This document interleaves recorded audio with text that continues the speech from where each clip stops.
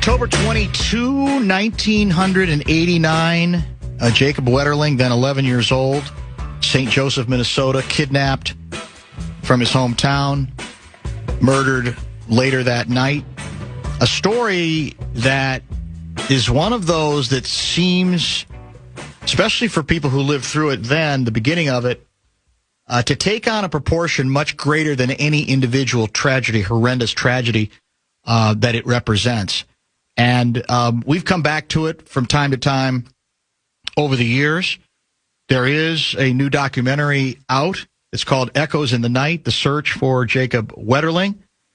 And we are very pleased to be joined by, well, I mean, you've done, I mean, you're the director, producer.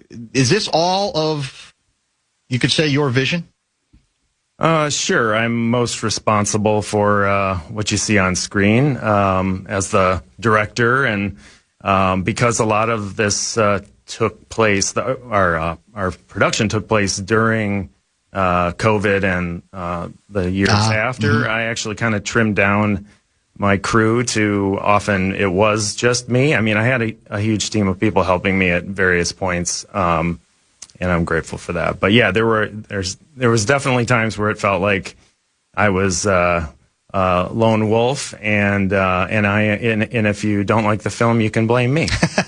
That's one way to look at it. Chris Newberry is the guy behind this motion picture, which again has another. The newest showing is going to be in St. Michael. Right. It's basically, there's a huge batch of screenings at lots of theaters around Minnesota beginning this weekend and lasting for a few weeks. And the first one is Thursday in St. Michael. So, you know, there's so many directions to go here. What always fascinates me about an effort like this is the question of, I guess, access.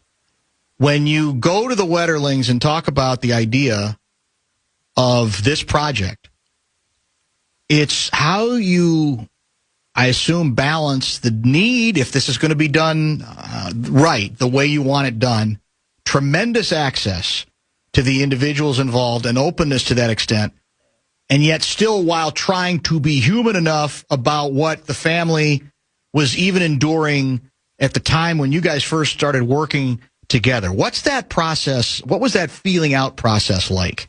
Yeah, well, I like how you put it, and the kind of work I do, it is like human stories, and so, you know, with my, you know, modest track record of films done in that way, I had approached the Wetterlings, and it was a time when, even though there were some big things happening behind the scenes with the investigation, at that point in time, as far as I knew, as far as the public knew, things had pretty much slowed down. You know, it had been decades at that point. And so there wasn't, even though they have, you know, had tons of press coverage, they're very used to having cameras around over the years. It was sort of a lull in that. And so I think the timing was probably good to ask them if they wanted to do something that, you know, like you said, it required access, it required time, lots of trust, and so yeah, the first steps were basically sitting down. The first meeting with Patty was over coffee, explaining what I had in mind, and then that moved on to another sit down at their house involving Jerry, her husband. And after, you know, 3 or 4 of those, then we got to a place where they were ready to move ahead. You know, what's fascinating about that aspect of it to me is, and I can't possibly obviously put myself in their position, it's the question, you know, there's a side of them, obviously, especially with Patty, that's, I want to keep his name in front of the public, and I am willing to accept all of the draining aspects of that position. Yet, human nature being what it is, I could also see a place where they go, we do not want to go through all of this again. We are tired. We've reached a point where we're not sure that it's in us. Did you sense any of those struggles going on when you talked to them? Sure. Yes. I think they had a lot of healthy skepticism about whether or not they wanted to do something like this. Right. I will say that at that point in time, it was right before the big breaks in the case were about to happen. And so that was, as you said, that was part of the motivation.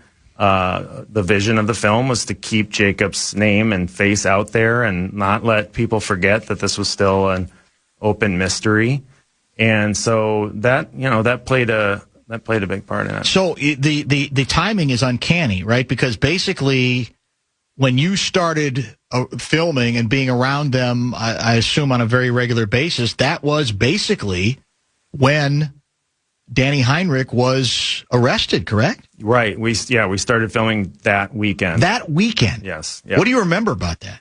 Well, I mean, some of the best material, like the most gripping material from my perspective, is right around that time. And so my first day of filming, the Wetterlings had just returned home from being out of town.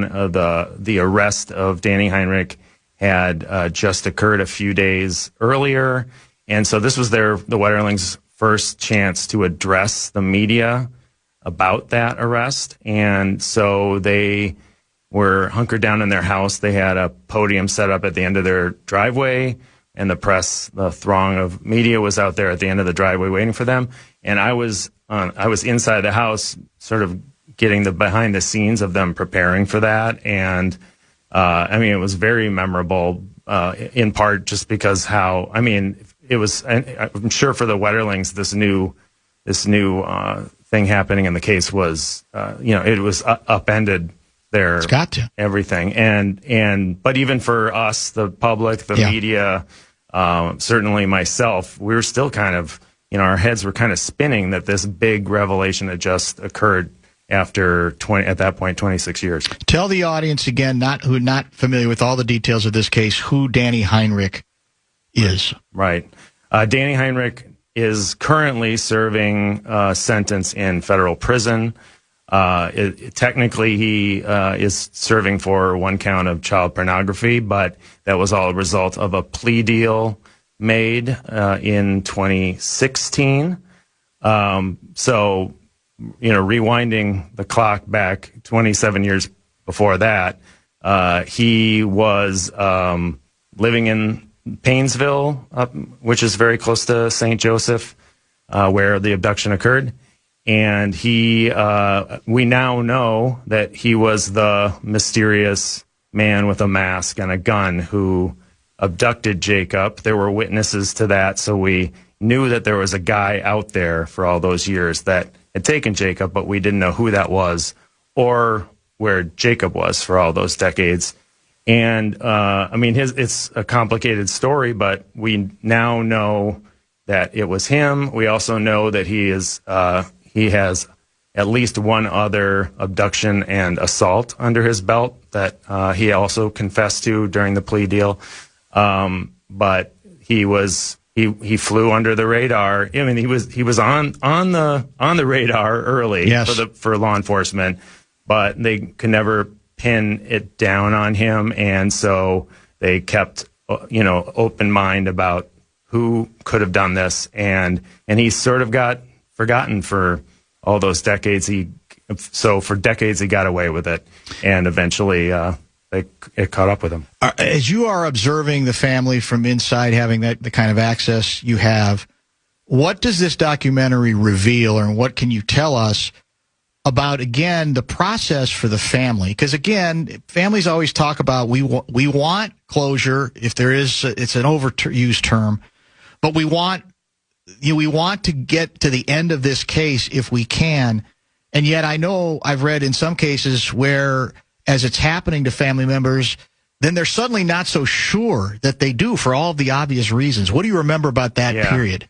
Well, so there was a 10-month period between that arrest of Danny Heinrich and then eventually the confession, which was on the heels of Danny Heinrich leading authorities to the spot where they could find Jacob's remains.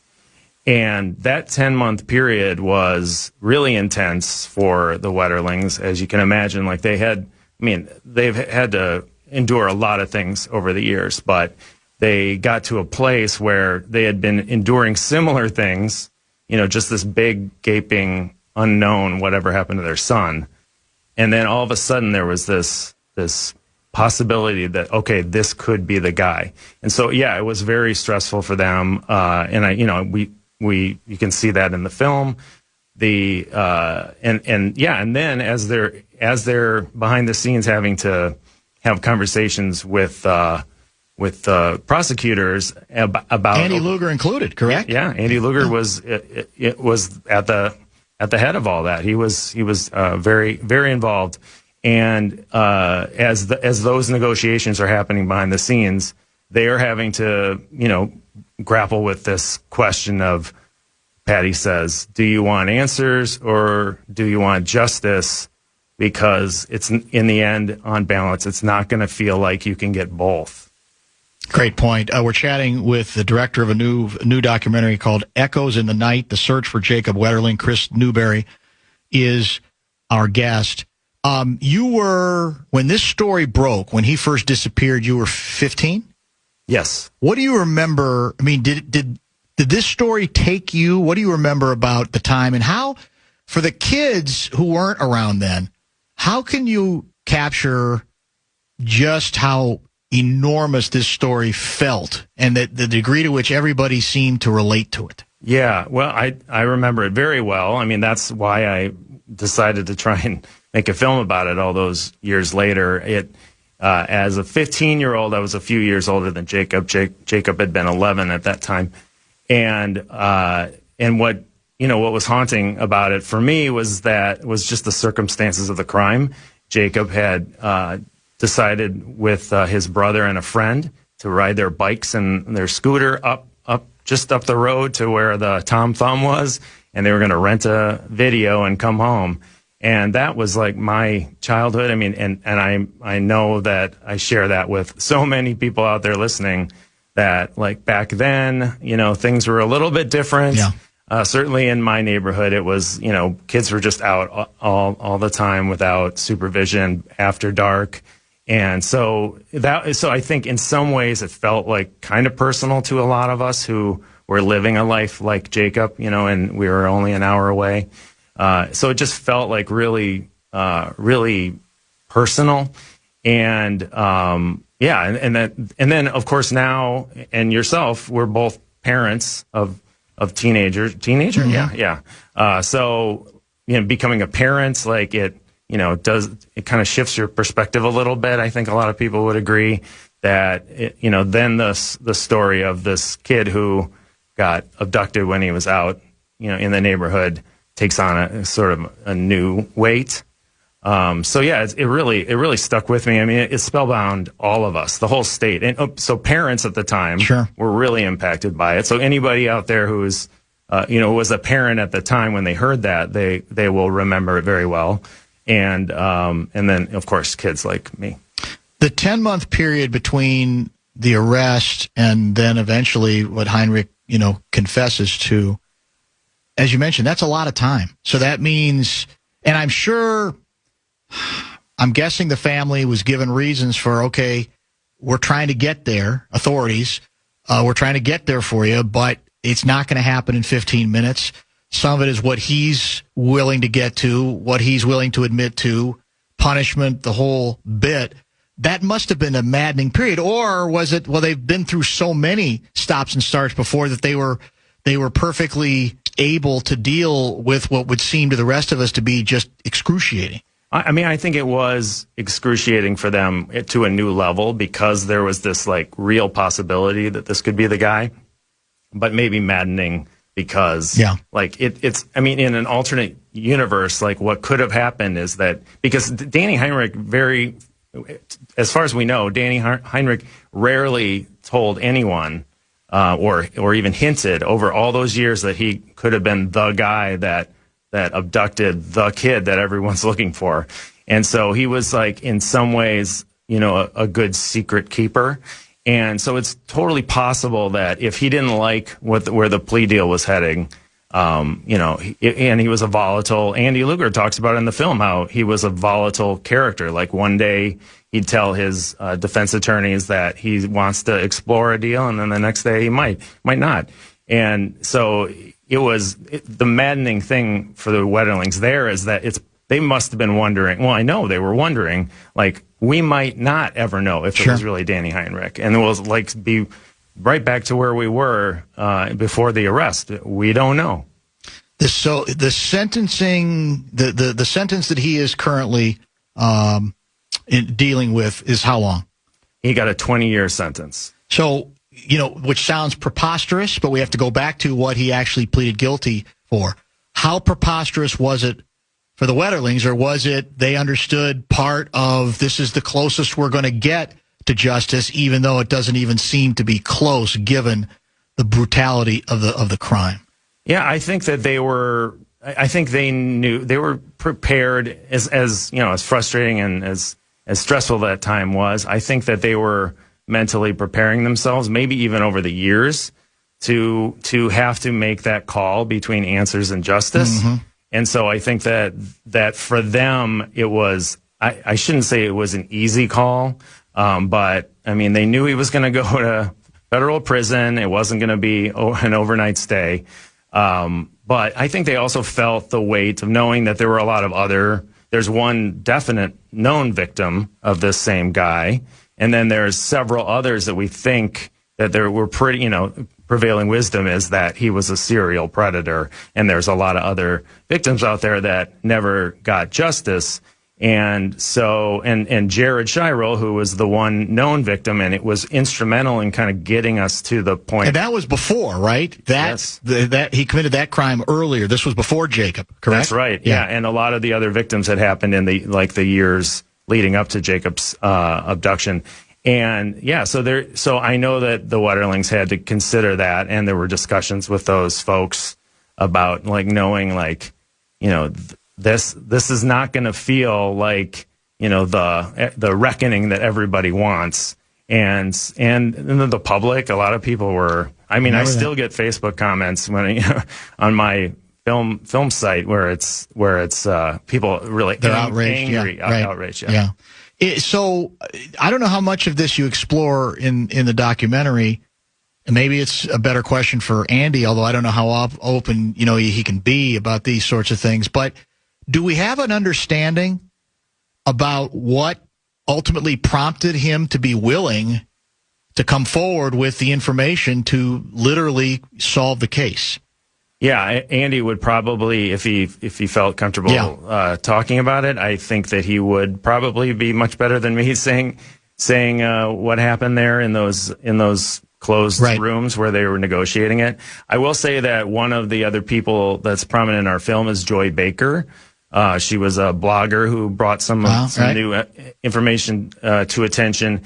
And it didn't make the final cut of the film, but she said something that I thought was pretty profound after the sentencing. And she said that it just came down to math. And that, so for Danny Heinrich, he's looking at, because if he didn't take the plea deal, he was actually looking at several counts of child pornography. So 20 years times, or whatever it was, 10, let's say. So he would be spending the rest of his life for sure in prison if he hadn't accepted the plea deal. So he was, just looking at that, and I'm sure in consultation with his defense attorney saying, okay, well, do I want to spend 20 years in prison, or do I want to spend the rest of my life in prison? What was it like? What are you able to reveal again at the point where the perpetrator takes authorities to where the remains are located, and when the Wetterlings have that information? What was that like? Yeah, well, and to be honest, because those things were so sensitive, and in large part, they were, I know now, looking back and hearing from people that the prosecutors, the family, they were all working hard to keep media away from this, because in part because Danny Heinrich's volatility, if all of a sudden a news report about it came across the TV, that it might somehow shake He backs off from what he was willing to do, right, or say. Exactly. And so even though as we mentioned earlier, I had some pretty incredible access over the years, that was a time when I was not right front and center. So in fact, I learned about Jacob's remains being found like almost everybody else. My wife came over and woke me up in the morning and said, "Oh my God, there's something big on the TV." So that's part of the pact here, right? Is a willingness, even though,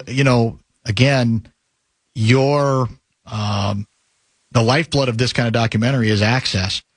There still has to be a willingness in the position you're in to grant a certain amount of, if they say we need you to back off here, you absolutely have to be willing to do that.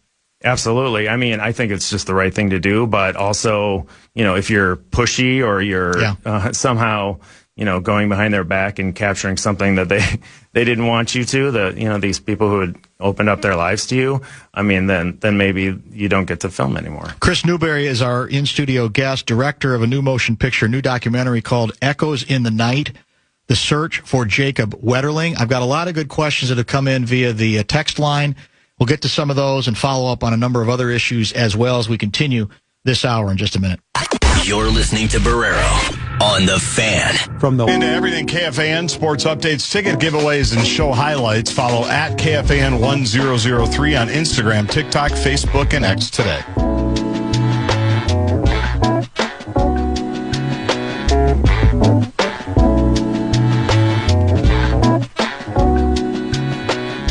Chris Newberry is our in-studio guest for this hour, new documentary out. If you're just joining us, Echoes in the Night, The Search for Jacob Wetterling. Bradshaw and Bryant KFAN text line is open at 64686. Let me get to a couple of, this is a big one that I know is an important one to you, given that the whole point of this project is you want to make it available to as many people as possible. Does he know if the documentary will be streamable someday? Can you speak to that? Where is that whole process? Yes, I can say that the documentary is not streamable now, but it will certainly be streamable someday. I hear from people all over the country. I hear from people from other countries. When can I watch this from my couch? Right. And I just have to tell everybody, sorry, please be patient. It'll happen. We don't know where, what service it'll be on, and we don't know when. But I'm confident we're gonna be widely available. This is from 612 guy. Dan, I listened to a podcast that cast a very critical light on the investigation that was conducted by Stearns County Sheriff's Office and also the complicit nature of media coverage, including basically ruining the life of a quote-unquote person of interest who was later revealed to have no involvement. Not to mention that Danny Heinrich probably should have been in prison for previous offenses. Wondering if this documentary is similarly critical and will examine these aspects of the case. What can you speak to there? Yeah, I will say that we definitely touch on those things in the documentary. Basically, to put the documentary in a nutshell, we look at how this crime had these ripple effects that impacted. We touch on how it impacted the larger, the public as a whole, but mostly we're interested in how it affected certain individuals that were most impacted at near the center of the story. And so it's told in those people's words. However, we have to tell the story of this 27-year mystery and how it came to a conclusion of sorts. And we do. There is talk of things that are controversial. That that people are unhappy about the sentencing. People are unhappy with some. How it's perceived that the case took so long to get solved. Some law enforcement, failings basically as an institution along the way. There were things that. There were shortcomings. Some of that has to do with, technology needed time to catch up. And, it's a very complicated story. And I will say that one of those individuals that was deeply impacted and that is in our film is the neighbor Dan Rassier, and I think that they were alluding to that. So he's featured in the film, and I think one of the things that we really strive to do is give people a really intimate understanding of where these people are and what occurred to them, and their where their thinking is on it now in the aftermath. And I'd like to believe that we are shedding some new light on Dan Rassier's travails. His story is really tragic. So just for anyone who isn't aware, he was a neighbor of the Wetterlings. Local music teacher, I think, right? That's right. Yeah. Yep. But he was a music teacher, but he lived on a farm with his parents. And basically to get from the Wetterlings' home, they still live in the same place.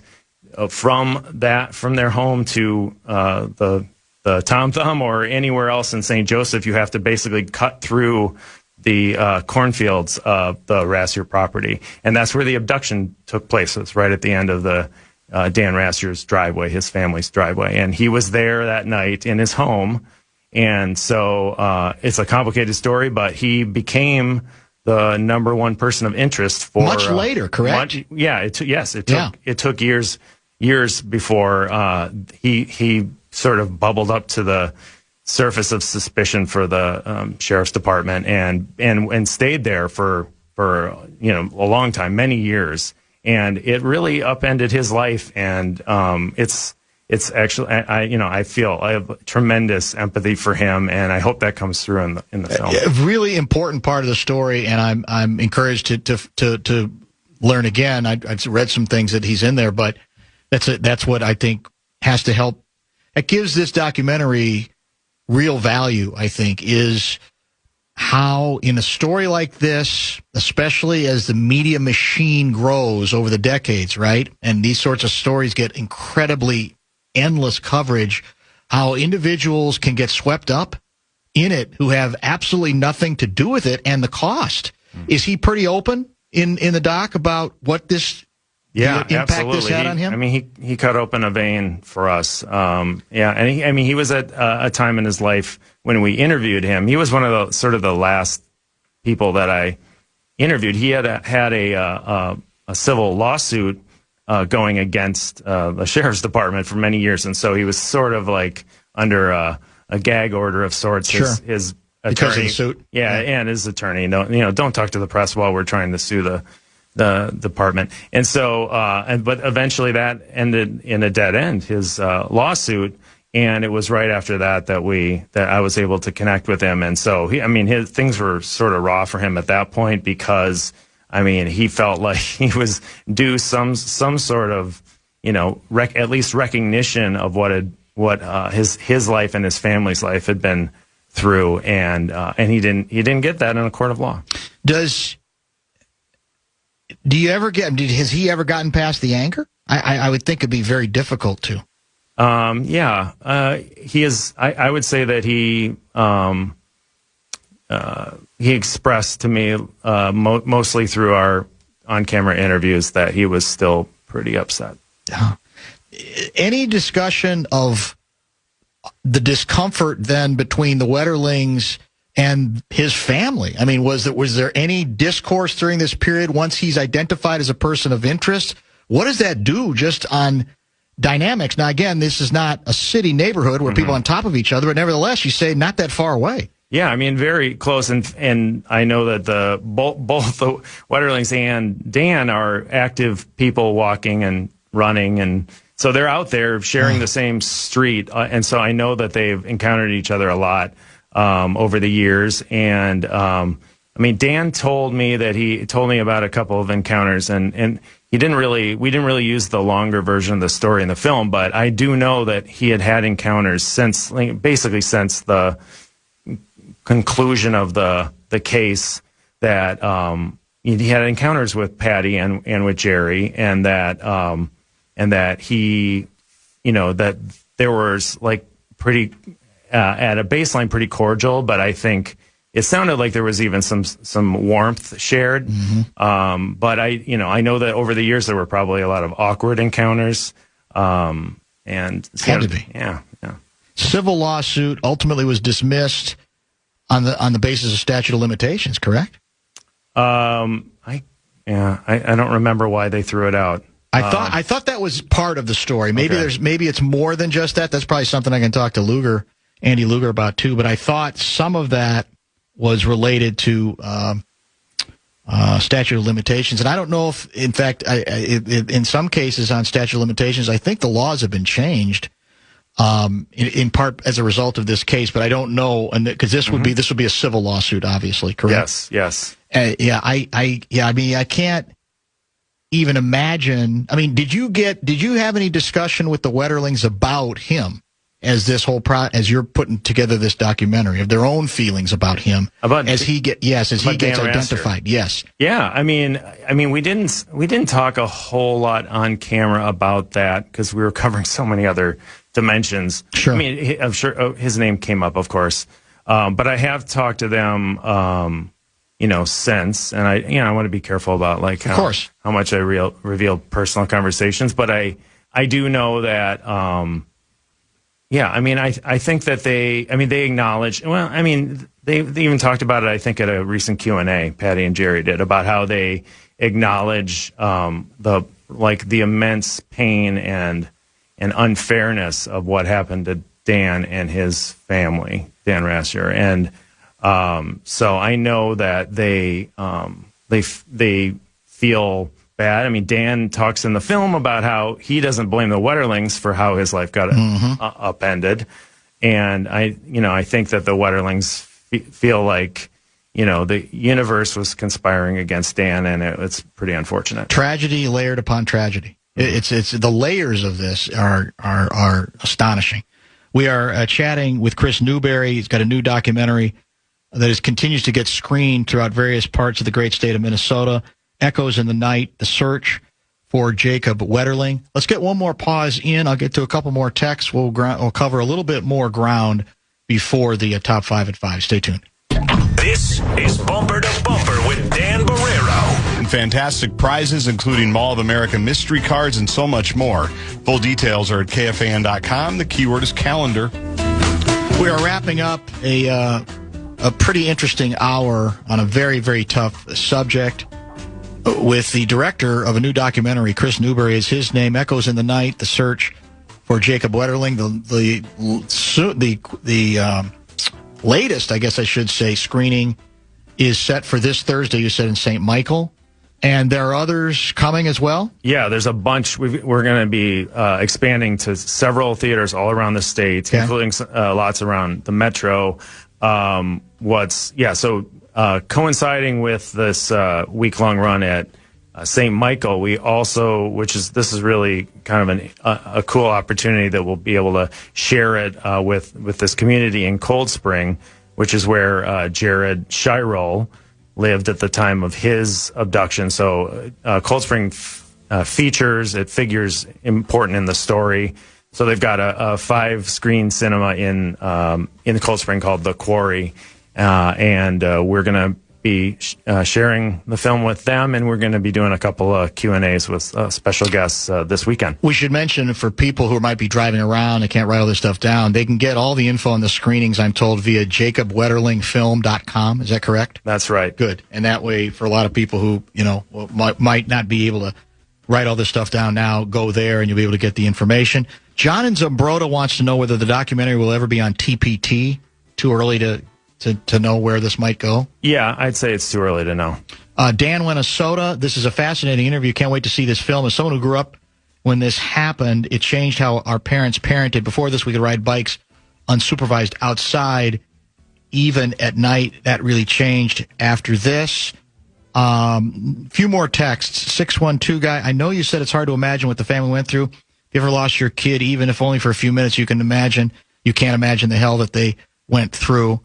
John in Cottage Grove, I was the same age as Jacob when he was abducted. Growing up at the time, I was in a largely undeveloped Egan.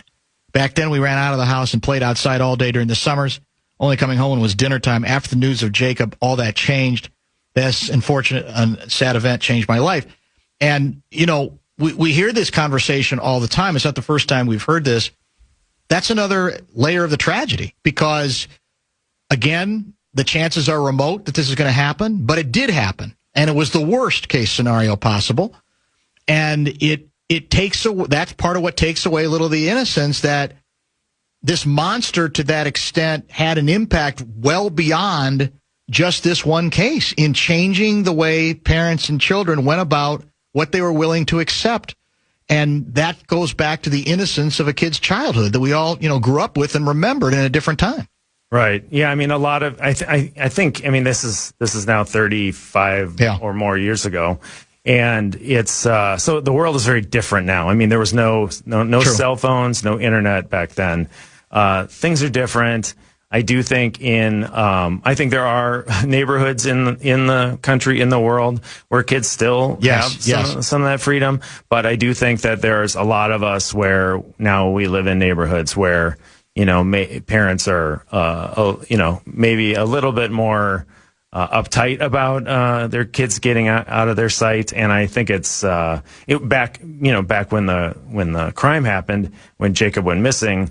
A lot of people in this state and maybe surrounding region, people will look back and say, like your texter, that is the Jacob Wetterling crime. Like overnight, that is what changed how childhood unfolded, how parents parented. I think that you go to other parts of the country and they may have sort of a signature crime that lodged in their psyche, and they may say, oh, well, that was when that crime happened, when that child went missing, that is when parenting changed. I mean, I think it was, there's other forces at work, but it definitely had an impact on people. And it's just like, I mean, you're just, fear is overtaking you, and it's just like primal instinct. Did law enforcement cooperate with you at all? Local law enforcement? Yeah, there's a lot of law enforcement interviewed in the film, and I mean, I think that I mentioned earlier that I think that law enforcement as an institution, that's one of the institutions that through the storytelling in our film, people can, make up their own minds, like whether or not, what kind of failings happened and, what kind of changes are maybe still needed. But I think individual members of law enforcement, there's many that deserve a ton of credit for sticking with this story and looking at it from new angles, being open-minded about the evidence that was already there in their evidence room, and also listening to some of the citizens that were eventually listening to the citizens that were out there that were trying to say, hey, there's more to this story. And Joy Baker is one of those citizens. Jared Shirel is another. And then there's a lot of other people out there, too, that it takes a village to solve a crime. And I do think that some of law enforcement, it deserves a lot of credit. And so, they were very willing to talk to me. I have people from FBI and the Sheriff's Department who were happy to do interviews. Texter, this is out of 763, asking if the documentary covers the initial investigation. When I was doing investigation training, within the training, they used this event on the what not to do section in the power struggle between the sheriff and the FBI. From our training, it was considered a complete failure. Yes, I'm not surprised that they're using that as a case study. I think that hopefully, law enforcement as an institution has come a long way since then. But yes, there was even a press conference done in the years after the crime the case had concluded, where the interim sheriff. It was somewhat controversial, but he stood up in front of the cameras and was brutally honest about some of the failings. Let's finish with a couple. This is this texter named Dave Jensen says, "Say hi, Chris, from me." Is that name familiar to you, Dave Jensen? Oh yeah, hi, Dave. He says, "I graduated from Minnetonka a year ahead of Chris. What an important event to continue to document. I often think of the way that this one man and his horrific crimes impacted multiple generations of parenting. more than lost innocence. It was the actual event in this part of the country that led to many people ending up as what can only be described as helicopter parenting. So kind of dovetailing with what we were saying earlier, I went to school at St. John's and lived in St. Joe for a few years, and so was at Ground Zero, but I think it was pervasive throughout the whole region. Somebody asked the age of the perpetrator when he committed the crime, and then also the obvious question. You mentioned it's a 20-year sentence, so how many years is he into it right now, and how, there's always that concern about, well, is there a chance he could get paroled early? Are there special dispensations here for all the obvious reasons? In fact, I think the judge in this case is a guy we've had in the very chair that you've been in before, Judge Thunheim, I think. What do we know about that, about the way it's the sentence is set up? Yeah, well, the first question was about Danny Heinrich's age, yes. Right? Yeah, so he was born in 1963. Okay. He is, I think that's right. So he's like 62 or 63 years old right. now. He was, I believe, would have been in his late 20s then, if I'm doing my math right, when the crime against Jacob occurred. So it was a 20-year sentence. He's 11 years in now. So 9 years from now, Danny Heinrich's sentence at a federal prison will be done. I will say that the understanding that was noted a lot in reporting at the time of the sentencing is that when Danny Heinrich is released from prison, he is most certainly going to be civilly committed to a sex offender program.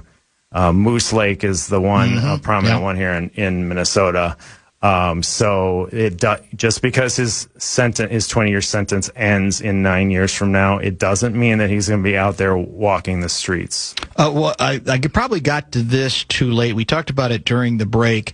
There's the wrinkle involving an eventually convicted sex offender named Dwayne Hart with some connections to the case, claiming that Hart at one point, I think in 91, had implicated Heinrich, suggesting that he had told investigators that Heinrich had asked him how to dispose of a body and that he had seen suspicious objects at his home. What do you know about this, and is it covered in your documentary?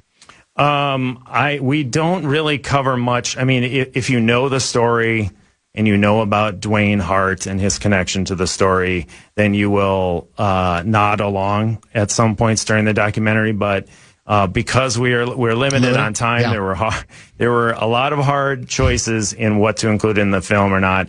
Dwayne Hart is a fascinating person.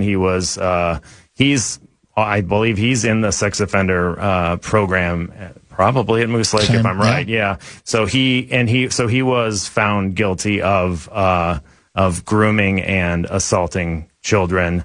And he did know Danny Heinrich and his family. And yes, they're one of the more eyebrow raising documents that bubbled up in the case files when they were doing their cold case review, and then it became part of the story in the press, was that Dwayne Hart had been interviewed in 91. I think it was 91. I think that's right. And by the police, and he had said some interesting things about Danny Heinrich that in retrospect implicate him, including saying something that Danny Heinrich had told or had asked Dwayne Hart, "Hey, how do I dispose of a body?" And so that was in the case files, and now looks like kind of a jaw-dropping thing. Now, I look forward to seeing the documentary. The film's director, Chris Newberry, kind enough to join us in studio for this hour. Again, it's called Echoes in the Night, The Search for Jacob Wetterling. And probably the most frustrating thing for people right now is they want to see it. Yeah. So I know you're working towards wider distribution. That's the hope. But again, a lot of the screenings are all over the place. And so to a certain extent, if you are motivated, you can find them if you go to jacobwetterlingfilm.com and get all the information on the screenings. We really appreciate the hour you've given us. Yeah. Well, hope to see everybody at the movie theater. Absolutely, and a wider distribution at some point. Let's make this the top of the hour pause. Guardsy will come back with the top 5 at 5 in just a couple of minutes.